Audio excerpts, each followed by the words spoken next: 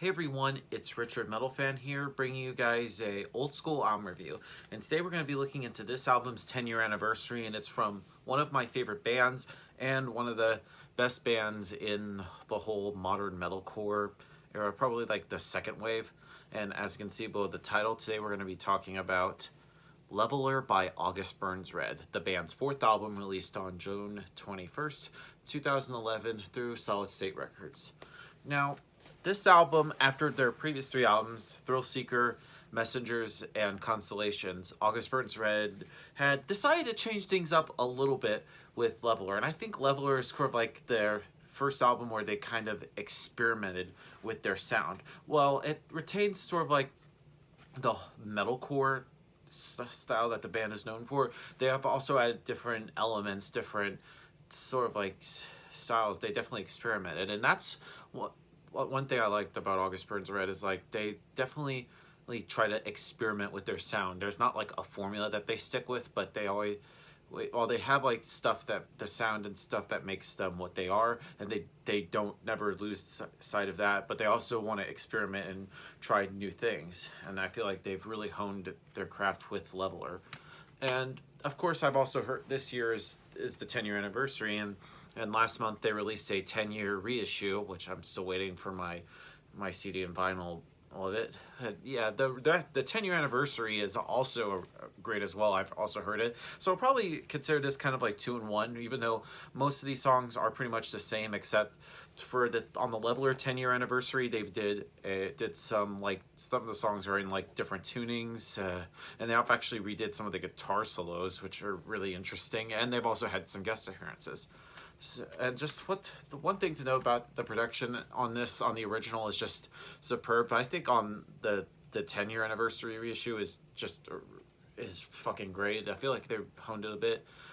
Vocally, Jake Luhrs, I think he always does a really great job. Like he definitely has like a lot of emotion and power behind his like yells and screams. It definitely feels it. And then just the guitar work. I mean, JB Brubaker and Brent Rambler's guitar playing is superb. Like JB can really lay down some really sick, shreddy melodies and licks, and Brent can really hold down like the rhythm front.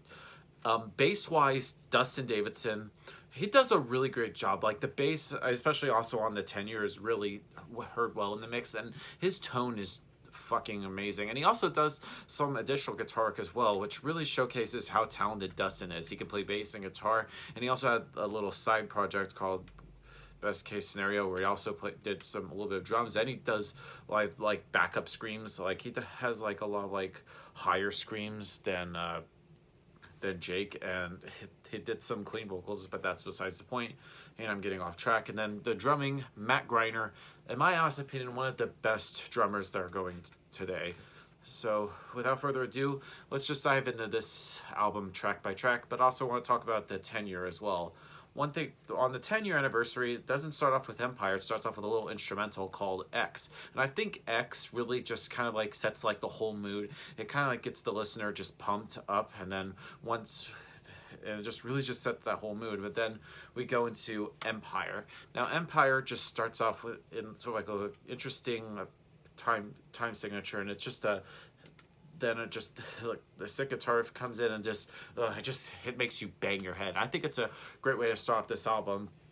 But I mean, it just sounds like a standard August Burns Red, but it's just brutal and just fucking heavy. And it's just a great way to start off this album.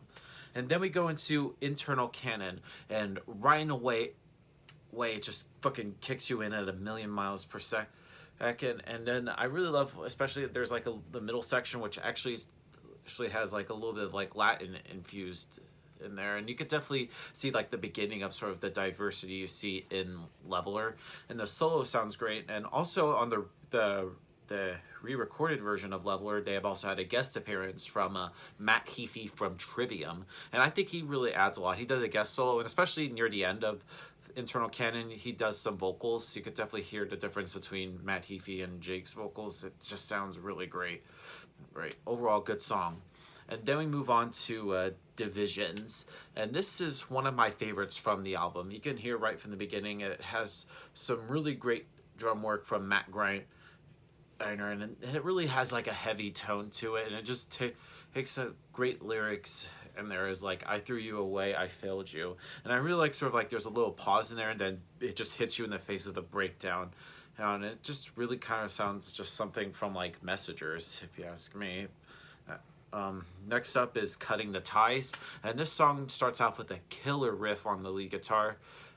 And then it gets also really fast, and it gets slow and melodic, and it just really unexpected and diverse. And I could tell that August Burns Red just really puts a lot of work into this song. And then after the slow part, it kicks right back into the full gear. And especially like 3 minutes and beyond this song, and it just kicks ass all the way. And then we get into Pangea. Yeah, it starts off with just another in-your-face song, and then Matt Griner lays down a really great drum track on there, and it's nice and fat. So it really just complements the song well, and it also has a great solo by JB. And also, they're on the 10-year anniversary re-recorded, they also have a guest solo from Misha Mansour of Periphery, and you could definitely tell he kind of like adds his own little mix to the song. It's just fucking great. Next up is another one of my favorites on the album, being Carpe Diem.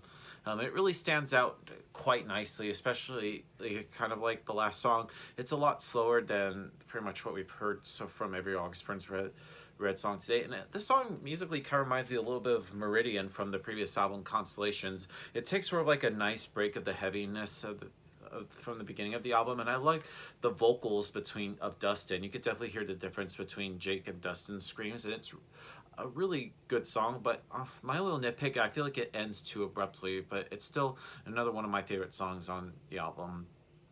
Anyway, moving on to 40 Nights. Now, another kick-ass song. It's almost kind of like intermission, kind of similar to Carpe Diem. Damn, I mean, I don't really have nothing really to say about this song besides just the killer double bass in this. The next up is Salt and Light. Like, it's just a really sick song. It's just has a really great melody in it, that and just really like great singing part, like me sing for you. It just really just a catchy song. Anyway, next up is Poor Millionaire. And I really like this song, and it has some of my favorite drumming on the album, and it just, I don't know, it's just maybe one of the heaviest songs on the album of what I've heard so far. And there's like a brutal breakdown at the end of it. And I also like the re-recorded version of it, which has Ryan Kirby from Fit for a King, and he adds his like little vocal mix sort of style to it, which makes it very unique. Anyway, moving on to January 16th, 2011, and this is just a little instrumental interlude. And this song, from what I've heard, was dedicated to kind of like a Mannheim boys who died on that date. And then it's just kind of like a very chilling song. And then we move on to Boys of Fall, and this is another heavy song, and I really like this song for a number of reasons. And the guitars on here are nuts, and I can hear the bass louder to further appreciate sort of like Dustin's bass skills. And the drumming is nice and technical, and the solos are epic. And I feel like also Jake's vocals are a little bit darker in this song a little bit. And then we get to the final song on the album, which is the title track, Leveler. Has a really great drum intro, and I feel like it's a great way to end this album. But it just kind of accompanies what this whole album is about. Has some killer double bass, and then the breakdowns are really heavy, and makes you just want to bang your head. And it just proves that August Burns Red has become more than just a metalcore band. They're kind of like experimenting with this, and this is pretty much what Leveler has. And honestly, Leveler is just a great album still. Even 10 years later, it's fucking awesome. So if I had to give this album a score, I'm gonna give Leveler by August Burns Red a 9 out of 10, or a 9.5.